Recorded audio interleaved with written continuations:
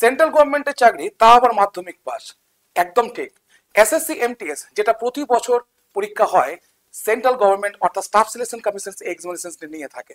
তো SSC MTS যেখানে যোগ্যতা হচ্ছে শুধুমাত্র মাধ্যমিক পাস। পরীক্ষা বলতে কি না, শুধুমাত্র একটাই পরীক্ষা, সেটা হচ্ছে সিবিটি। সিবিটি বলতে কি না, কম্পিউটার বেসড টেস্ট। এবং তারপরেই তুমি পেয়ে যাবে একদম ফাইনালি তোমার হাতে অ্যাপয়েন্টমেন্ট লেটার, যেটা পেয়েছে আমাদের এই দুটো স্টুডেন্টরা গত বছর 2024-এ এরা ক্র্যাক করে। একজন হচ্ছে অশোক বসাক আর 2 নম্বর হচ্ছে কিনা অরিন্দম। তো এই দুজনে কিন্তু আমাদের এখান থেকে তোমার প্রস্তুতি নিয়েছিল টেক্সট বুক সুপার কোচিং এর মাধ্যম দিয়ে তারা তাদের প্রস্তুতি নিয়েছিল এবং তাদের জীবনের চাকরি সুনিশ্চিত করেছে। তো এরপর দেখো আজকের ভিডিও কিস নিয়ে। আজকের ভিডিও তোমাদের সামনে নিয়ে এসেছি কি নিয়ে না, এসএসসি এমটিএস কে নিয়ে। এই এসএসসি এমটিএস এর কি কি নিয়ে কথা বলবো আজকে। প্রথমত এক্সাম ডেট, সিলেবাস, নিয়োগ প্রক্রিয়া, প্রস্তুতির কৌশল, এই সব কিছু নিয়ে কথা বলবো, ঠিক আছে। কিন্তু তার আগে তোমাদেরকে বলে দিই যে এই দুজন বাচ্চা আগের বারে যখন পাস করে তখন কিন্তু এসএসসি এমটিএস এর নোটিফিকেশন আসার পরেই আমরা কোর্স চালু করেছিলাম বা শুরু করেছিলাম, কিন্তু এবারে সেই ভুলটা আমরা আর করছি না। আরো আগে থেকে তোমাদেরকে প্রিপারেশন দেওয়ার জন্য চলে এসেছে এসএসসি ফাউন্ডেশনস ইন বাংলা। অর্থাৎ আমরা শুধুমাত্র এবারে এমটিএস এর জন্য না, সিআইএসএল, জিডি, এমটিএস এই সমস্ত কিছুর প্রিপারেশন আমরা পাবো এই ফাউন্ডেশন বাংলার মাধ্যমে। অর্থাৎ এসএসসি যতগুলো এক্সামিনেশন কন্ডাক্ট করে সমস্ত এক্সামিনেশনের আমরা সিলেবাস, প্রস্তুতি সবকিছু আমরা কমপ্লিট করতে পারবো এই কোর্সটার মাধ্যম দিয়ে, এমনকি সিজিএল পর্যন্ত। তো দেখো এই কোর্সটা তোমরা যদি নিতে চাও তাহলে তোমাদেরকে যেটা করতে হবে সেটা হচ্ছে দুভাবে নিতে পারো। একটা হচ্ছে তুমি কোড অ্যাপ্লাই করতে পারো, সেটা হচ্ছে কিনা GOUTAM। আর একটা হচ্ছে তুমি কল করতে পারো 9476485711 এই নাম্বারে, ঠিক আছে। যেই সাহসটা দেখিয়েছিল এই দুটো বাচ্চা গত বছরে, ঠিক আছে, তারা কোর্স পারচেজ করে এবং নিরলস পরিশ্রম করে এই চাকরি আজকে তোমাদের সামনে একটা কি না, তোমাদের সামনে একটা ইন্সপিরেশনের জায়গা নিয়ে নিয়েছে। যে এদের কাছ থেকে বিভিন্ন স্টুডেন্ট এদেরকে ফোন করছে বিভিন্ন ভাবে যে তোমরা কি করে চাকরি পেলে, তোমরা কতক্ষণ পড়াশোনা করেছো, এই সবই। তো এই সবই আমি আজকে তোমাদের ভিডিওর সামনে বলবো ভিডিওতে। দেখো এসএসসি এমটিএস হচ্ছে একটা মাধ্যমিক পরীক্ষার শুধুমাত্র কোয়ালিফিকেশন মাধ্যমিক। তো সেখানে প্রচুর পরিমাণে স্টুডেন্টস যে পরীক্ষায় বসবে এটুকু আর বলার অন্ত রাখে না। তো এখানে আমরা শুধুমাত্র যে রিক্রুটমেন্টের ক্ষেত্রে যে বেসিক জিনিসগুলো সেইগুলো একটু চোখ রাখবো। প্রথম হচ্ছে এডুকেশনাল কোয়ালিফিকেশনস। দেখো এডুকেশনাল কোয়ালিফিকেশনস কি না, 10th পাস, শুধুমাত্র তোমাকে মাধ্যমিক পাস হলেই হবে, সেটা যে কোনো বোর্ড থেকে, ঠিক আছে। এবার দেখো বয়সের ক্ষেত্রে দুটো, একটা হচ্ছে 18 থেকে 25 আর একটা হচ্ছে 18 থেকে 27। 18 থেকে 25 হচ্ছে এমটিএস এর জন্য আর 18 থেকে 27 হচ্ছে কাদের জন্য না, হাবিলদারের জন্য, ঠিক আছে। তো এবার দেখো ফর্ম ফিল আপ 26 জুন থেকে 25 জুলাই এই পর্যন্ত হবে আমাদের ফর্ম ফিল আপ। তার মানে হাতে কতদিন বেঁচে আছে আর, জুন মাস যদি হয় তাহলে এপ্রিল, মে, জুনই ধরতে পারো। তার মানে প্রায় 3 মাস আছে আমাদের ফর্ম ফিল আপের জন্য। এগুলো কিন্তু কাউন্টে রাখো যে আমরা কি করে প্রস্তুতি নেবো সেই জায়গাটাকে। Last date of application 25 July. Exam September থেকে অক্টোবর বলেছে, কিন্তু আমি তোমাদেরকে বলছি এক্সাম শুরু হবে 20 সেপ্টেম্বর থেকে। কি করে বললেন স্যার, বলে দিচ্ছি। এসএসসি নিয়ে পড়ে থাকি তাই এসএসসি নিয়ে সবকিছু বলতে পারবো। ভালো করে বোঝো একটা জিনিস, এসএসসি যে দুটো মাসে ডেট দেয়, প্রথম মাসের 3rd উইক থেকে খেলা শুরু হয়। প্রথম মাসের 3rd উইক থেকে শুরু হয় এক্সামিনেশন নেওয়ার পালা। তার মানে 3rd উইক মানে কত না, 20 থেকেই হচ্ছে বা 21 থেকে হচ্ছে, 20 তারিখ ধরে রাখো, 20 সেপ্টেম্বর থেকে শুরু হবে এবারের এক্সাম।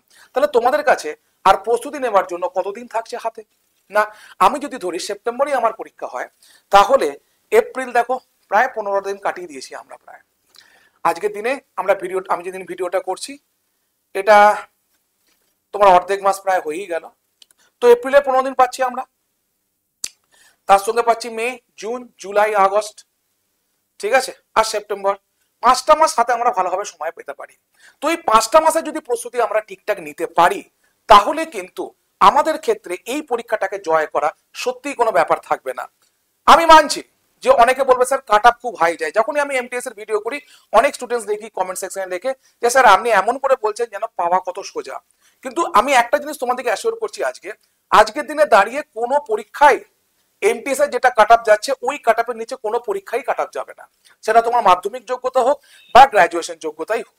তার মানে তাহলে আমাদেরকে কি করতে হবে না, যে পরীক্ষাটা আমাদের কাছে সব থেকে লুক্রেটিভ, যে পরীক্ষাটা প্রতি বছর হচ্ছে, তাহলে সেই পরীক্ষাটাই দিই। সেটা সিজিএল হতে পারে, সিএইচএসএল হতে পারে, এমটিএস হতে পারে।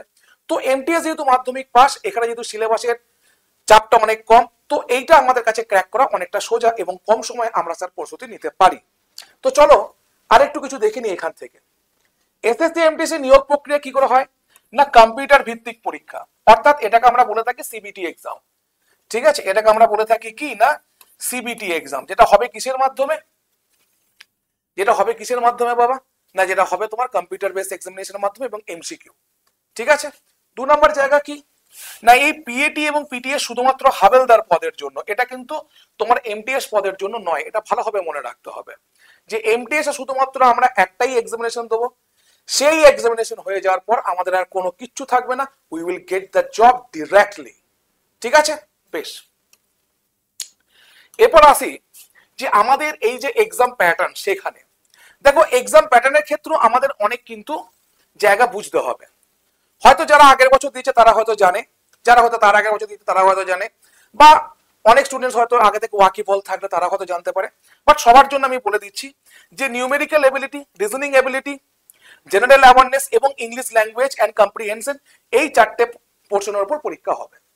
ঠিক আছে, এবং এটাকে সেকশন 1 এবং সেকশন 2 এই দুটো ভাগে ভাগ করা আছে। কিসে আছে না সেকশন 1 এবং সেকশন 2। সেকশন 1 এ কি থাকছে, নিউমেরিক্যাল এবিলিটি এবং রিজনিং এবিলিটি, কটা করে কোশ্চেন থাকছে, 20টা করে কোশ্চেন থাকছে, এবং এর মার্কস কত না 60, তার মানে ইনটু 3 আর ইনটু 3। ঠিক আছে, কতক্ষণের এক্সাম স্যার না 45 মিনিটসের এক্সাম।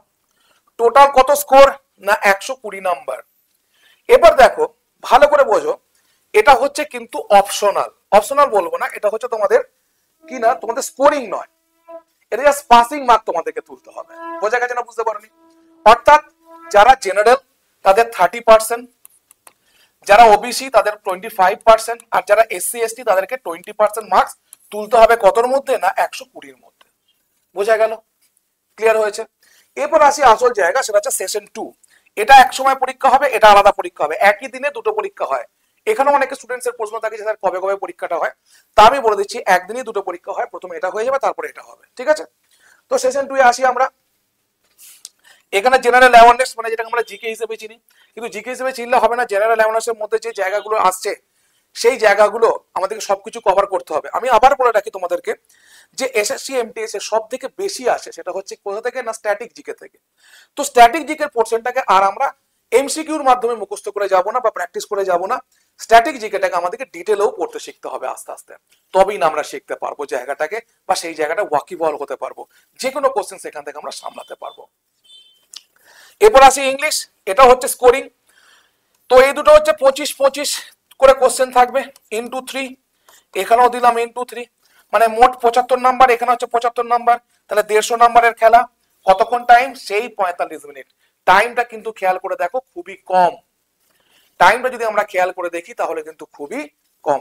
ঠিক আছে, তো এরপরে দেখো এর মধ্যে খেলা হবে মানে 150, এই 150-এর মধ্যে এবারে গিয়েছিল 132-এর মতো কাট অফ জেনারেলের, এবার ওবিসি বলো বা এসসি এসটি বলো সেগুলো কম গিয়েছিল। তো 132-এর মতো কাট অফ তোমাকে কিন্তু তুলতেই হবে যে কোনো উপায়ে। ঠিক আছে, যদি সিট সংখ্যা বেশি থাকে এই কাট অফটা আরেকটু নামতে পারে, আর যদি সিট সংখ্যা কম থাকে কিন্তু এই কাট অফ যাবেই যাবে।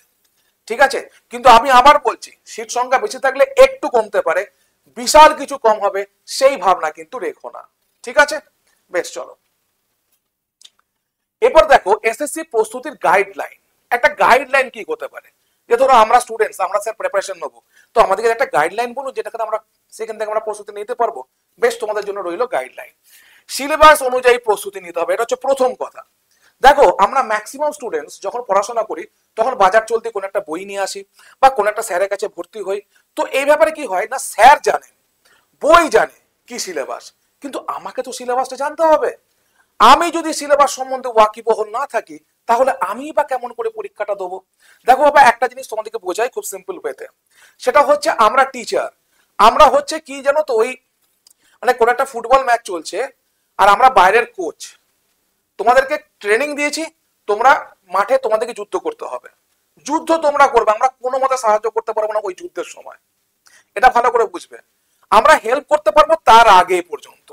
তাহলে যারা হেল্প চাইছো তারা আগে কোর্স কিনে হেল্প চাও, সেই সময় হেল্প তো আমরা করতে পারবো না, বা পরীক্ষার পরেও তুমি আফসোস করে কিছু হবে না। যা খেলতে হবে তখন এখানে ট্রেনিং পিরিয়ডে তোমাকে খেলা করতে হবে, সেই ট্রেনিং পিরিয়ডের মধ্যেই হচ্ছে কিনা সিলেবাসের প্রস্তুতি। তো অবশ্যই কোনো না কোনো একটা বই কেনো, সেখান থেকে সিলেবাসটাকে জাজ করে এবং সিলেবাসটাকে খাতায় লিখে ফেলো, ঠিক আছে? বিশেষ করে ইংলিশকে আর জিকে কে, যেটা তোমার স্কোরিং, কারণ এই দুটোর উপরই তোমার নাম্বার স্কোর হবে। নোট তৈরি করতে হবে, সব সময় পিডিএফ এর উপর ভরসা থাকলে হবে না, যে আমি স্যার পিডিএফ কে নিয়ে থাকবো, পিডিএফ এর উপর ভরসা থাকলে হবে না। পিডিএফ কে লিখে ফেলো এবং তুমি যেটা পড়ছো তার উপর নোট তৈরি করো। প্রতিটা স্টুডেন্ট যারা সাকসেসফুল তারা কিন্তু নিজেদের একটা নোট তারা তৈরি করে থাকেই থাকে। তো তোমাকেও কি করতে হবে, এই নোটটা তৈরি করতে শিখতে হবে, যে মেইন পয়েন্টগুলো আমি লিখে রাখি, সেভাবেই আমি নোটগুলোকে তৈরি করব। নিয়মিত রিভিশন নিতে হবে, এটা খুব ইম্পর্টেন্ট, এটা একদম ট্রিপল স্টার দাও। উইদাউট রিভিশন তুমি পাস করতে পারবে না। যেটুকু পড়লে সেটুকুর যেন রিভিশন দেওয়ার ক্ষমতা তোমার থাকে, তুমি সেইটুকুই পড়াশোনা করবে। আমার কথাটা বুঝতে পারলে নিশ্চয়ই। এবং মক টেস্ট দিতে হবে, ঠিক আছে? মক টেস্ট না দিলে আমরা কখনোই আমাদের জায়গা জাজই করতে পারবো না, যে আমরা কিভাবে নিজেদেরকে প্রস্তুতি নিয়েছি সেই জায়গাটা আমরা জাজ করতে পারবো না যদি আমরা মক টেস্ট না দিই। তো মক টেস্ট আমাদেরকে অবশ্যই দিতে হবে, এবং টাইম ম্যানেজমেন্টের দক্ষতা থাকতে হবে, এটা সব থেকে বড় কথা। 45 মিনিটে তোমাকে ম্যাথ জিআই নামাতে হচ্ছে, 45 মিনিটে তোমাকে ইংলিশ এবং জিকে নামাতে হচ্ছে। তো তোমার যদি টাইম ম্যানেজমেন্টের দক্ষতা না থাকে, তো তুমি কেমন করে পারদর্শী হবে সেই পরীক্ষায় গিয়ে, যেখানে কোশ্চেন তোমার কাছে সবকটা আননোন থাকবে, সেখানে আনসার দিতে, এবং সব থেকে বড় কথা সেখানে এত বড় অ্যাকিউরেসি বের করতে। তো অ্যাকিউরেসি এবং সব থেকে বড় কথা, পরীক্ষায় চান্স পেতে গেলে এই কটা পয়েন্ট যেন মাথায় সব সময় থাকে তোমাদের। এইগুলো না থাকলে তোমরা কিছুই করতে পারবে না। সিলেবাস অনুযায়ী পড়াশোনা, ঠিক আছে, নোট তৈরি করতে হবে, নিয়মিত রিভিশন দিতে হবে, মক টেস্ট দিতে হবে, এবং টাইম ম্যানেজমেন্টের দক্ষতা তোমাকে থাকতেই হবে। এই সবকিছুই আসবে যখন তুমি জিনিসটাকে সিলেবাস অনুযায়ী ভাগ করে খেলবে। এবার একটা জিনিস বলে রাখি, অনেক টিচার বলে বা অনেকে বলে পড়াশোনার একটা রুটিন তৈরি করে নাও। আমি এই জায়গাটাকে একটু ডিফার করি। পড়াশোনার রুটিন যদি তুমি তৈরি করো তাহলে কিন্তু তুমি পড়তে পারবে না বাবা। সকালবেলায় জিওগ্রাফি, রাত্রেবেলায় ইংলিশ, দুপুরবেলায় ম্যাথ, এরকম করে হয় না। যেটা পড়বে একদিনে একটা সাবজেক্ট পড়বে, কিংবা একদিনে ম্যাক্সিমাম দুটো সাবজেক্ট পড়বে, তার বেশি আর পড়বে না, ঠিক আছে? কারণ কি, বেশি ভ্যারাইটি যদি আমরা একটা ব্রেনের মধ্যে বেশি প্রয়োগ করি, তো সেটা নিতে পারে না ব্রেন, ঠিক আছে? তুমি একদিনে একটা বই পড়ো, দুটো বই পড়ো, ইট ডাজন্ট ম্যাটার, কিন্তু তোমার একটা সপ্তাহের এন্ডে একটা সিলেবাস থাকবে, 15 দিন অন্তরে একটা সিলেবাস থাকবে, এক মাসের শেষে একটা তোমার টার্গেট থাকবে। সেই টার্গেট গুলো 100% না হলেও যেন 80% তুমি সেটাকে ফুলফিল করতে পারো। আমার কথাটা বুঝতে পারলে? ধরো তুমি 7 দিন পরে ভেবেছো যে এই চ্যাপ্টার গুলো আমার শেষ হবে, 15 দিন পরে তোমার এই চ্যাপ্টার গুলো শেষ হবে, এক মাস পরে তোমার এই চ্যাপ্টার গুলো শেষ হবে। সেইগুলোর যেন 100% না হলো 80% যেন শেষ হয়ে থাকে, সেটা তোমাকে অ্যাসিওর করতে হবে। তো চলো, এভাবেই আমরা প্রিপারেশন নেবো আমাদের পরীক্ষার। এবং এখানে আরেকটা জিনিস বলে রাখি, দেখো এই সিলেবাস থেকে নেওয়ার পরে আমরা এটাকে কনসেপচুয়াল লার্নিং করব, কোশ্চেন আনসারে লার্নিং করব, এবং কিসে লার্নিং করব না, মক টেস্টের মাধ্যমে লার্নিং করব। বিকজ এই তিনটেই হচ্ছে অ্যাকচুয়াল প্রসেস আমাদেরকে পরীক্ষা পর্যন্ত ভালো স্কোর করতে নিয়ে যাওয়ার জন্য। বোঝা গেল? তাহলে এই তিনটেই যেন আমরা ভালো করে করতে পারি, এবং এই তিনটেই তোমরা পেয়ে যাবে কোর্সের মধ্যে। কিভাবে পাবে আমি একটু তোমাদের সামনে রাখছি কোর্সের স্ট্রাকচারটা। দেখো কোর্সের স্ট্রাকচার কিরকম করেছি না, প্রতিদিন ধরো আমি নাউনের ক্লাসটা আমার হয়ে গেছে ফাউন্ডেশন, তো নাউনের ক্লাসে তার পরের দিনে কি করালাম না, প্রিভিয়াস ইয়ার কোশ্চেন, অর্থাৎ এসএসসির যে প্রিভিয়াস ইয়ার কোশ্চেন সেগুলোকে করিয়ে দিলাম। তার মানে তুমি প্রথমেই বুঝে নিলে যে এসএসসি থেকে কিরকম কোশ্চেন আসতে চলেছে নাউন থেকে। আবার নেক্সট দিন করাবো কি না, প্রোনাউন, সেখানেও এরকম করিয়ে ফেলবো। তারপরে adjective, verb, adverb, preposition, conjunctions, tense, এভাবে কমপ্লিট হয়ে যাবে। কমপ্লিট হয়ে যাওয়ার পর more about noun, more about pronoun, এভাবে পরীক্ষার previous years question plus suggestive কোশ্চেনে একটা ঝড় আসবে। হয়ে গেল গ্রামার। তারপরে আসবো ভোক্যাবসে, ভোক্যাবসও সেম পরীক্ষায় শেষ করব, এবং ফিলার বেসড অন ভোক্যাবস, ঠিক আছে? তারপর হচ্ছে তোমার সেন্টেন্স কমপ্লিশনস, এভাবে জিনিসগুলোকে আবার ভোক্যাবসটাকে প্র্যাকটিস করাবো। 3 নম্বরে আসবো প্র্যাকটিস, সেখানে পুরোটাই হবে এরর কারেকশন, সেন্টেন্স ইমপ্রুভমেন্ট, তারপর তোমার fillers based on grammar, fillers based on vocabs, এই সমস্ত কিছু নিয়ে হবে কিনা প্র্যাকটিস। প্র্যাকটিসের পরে মক টেস্ট এবং সাজেস্টিভ কোশ্চেন্স করিয়ে দিয়ে শেষ হবে আমাদের এই ব্যাচ, সেটা হচ্ছে কিনা এসএসসি ফাউন্ডেশন। যারা যারা এই ব্যাচ নিতে চাও তারা এই নাম্বারে আমাকে একটা মেসেজ করে দেবে, ঠিক আছে? তার কারণ জীবনের তোমাদেরকে সুরক্ষা দিতে গেলে একটা চাকরি তোমাদেরকে পেতেই হবে, কারণ জীবনে সবাই সবাই চায় একটা সিকিউরিটি। সেই সিকিউরিটির জন্য 600 টাকা 700 টাকার জন্য যেন জীবনটাকে বদলে দিও না। ঠিক আছে, সুযোগ যখন আছে সেই সুযোগ নেওয়ার চেষ্টা করো।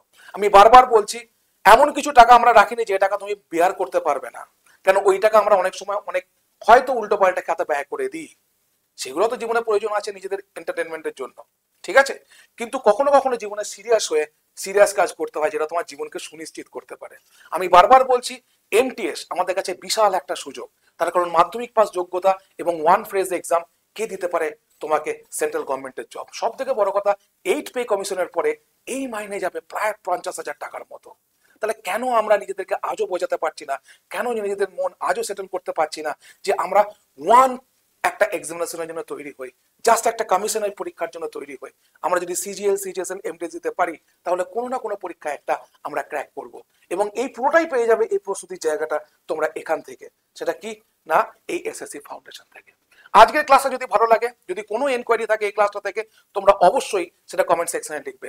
আর ক্লাসটা ভালো লাগলে অবশ্যই লাইক, শেয়ার এবং কমেন্ট করতে ভুলো না। Thank you so much for watching the session.